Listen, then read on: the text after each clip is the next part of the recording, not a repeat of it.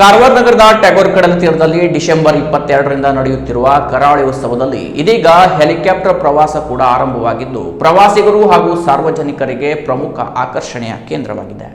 ಸಮುದ್ರದ ಮೇಲಿಂದಲೇ ಕರಾವಳಿಯ ಸೌಂದರ್ಯವನ್ನ ಕಣ್ತುಂಬಿಕೊಳ್ಳುವ ಈ ಹೆಲಿಕಾಪ್ಟರ್ ಪ್ರವಾಸವು ಡಿಸೆಂಬರ್ 24ರಿಂದ ಆರಂಭಗೊಳ್ಳಲಿದೆ. ಇಲ್ಲಿನ ಮೀನು ಮಾರುಕಟ್ಟೆಯ ಹಳೆಯ ಕಟ್ಟಡದ ಬಳಿಯ ಮೈದಾನದಲ್ಲಿ ಹೆಲಿಪ್ಯಾಡ್ ನಿರ್ಮಿಸಲಾಗಿದೆ. ತಾಂತ್ರಿಕ ಸಿದ್ಧತೆಗಳು ಕೂಡ ಅಂತಿಮ ಹಂತ ತಲುಪಿವೆ.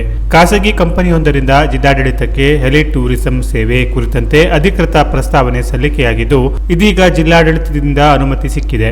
ಸಾರ್ವಜನಿಕರಿಗೆ 8 ನಿಮಿಷಗಳವರೆಗೆ ಹೆಲಿಪ್ಯಾಡ್ ವಿಹಾರ ಲಭ್ಯವಾಗಲಿದೆ. 4 ಜನರು ಒಮ್ಮೆ ಹಾರಾಟ ನಡೆಸಬಹುದಾದ ಈ ಹೆಲಿಕಾಪ್ಟರ್ನಲ್ಲಿ ಓರ್ವರಿಗೆ 4,000ಕ್ಕೂ ಹೆಚ್ಚು ಶುಲ್ಕವನ್ನು ನಿಗದಿ ಮಾಡಲಾಗಿದೆ ಎಂದು ಅಧಿಕಾರಿಗಳು ತಿಳಿಸಿದ್ದಾರೆ. ಸದ್ಯ ಹೆಲಿಪ್ಯಾಡ್ ಸುತ್ತಲೂ ಬ್ಯಾರಿಕೇಡ್ ಅಳವಡಿಸುವ ಕಾರ್ಯ ಆರಂಭವಾಗಿದ್ದು ಮಂಗಳವಾರ ಸಂಜೆ ಬಂದ ಹೆಲಿಕಾಪ್ಟರ್ ಹಾಗೂ ಹೆಲಿಪ್ಯಾಡ್ ಸುರಕ್ಷತೆಯ ಬಗ್ಗೆ ಡಿವೈಎಸ್ಪಿ ಗಿರೀಶ್ ಅವರು ಸ್ಥಳ ಪರಿಶೀಲನೆ ನಡೆಸಿದ್ದಾರೆ. ಈ ಹೆಲಿಕಾಪ್ಟರ್ ಪ್ರವಾಸದ ಮೂಲಕ ಕರಾವಳಿ ಉತ್ಸವಕ್ಕೆ ಆಗಮಿಸುವ ಪ್ರವಾಸಿಗರ ಸಂಖ್ಯೆಯು ಹೆಚ್ಚುವ ಸಾಧ್ಯತೆ ಇದೆ ಎಂದು ಅಧಿಕಾರಿಗಳು ಮಾಹಿತಿ ನೀಡಿದ್ದಾರೆ.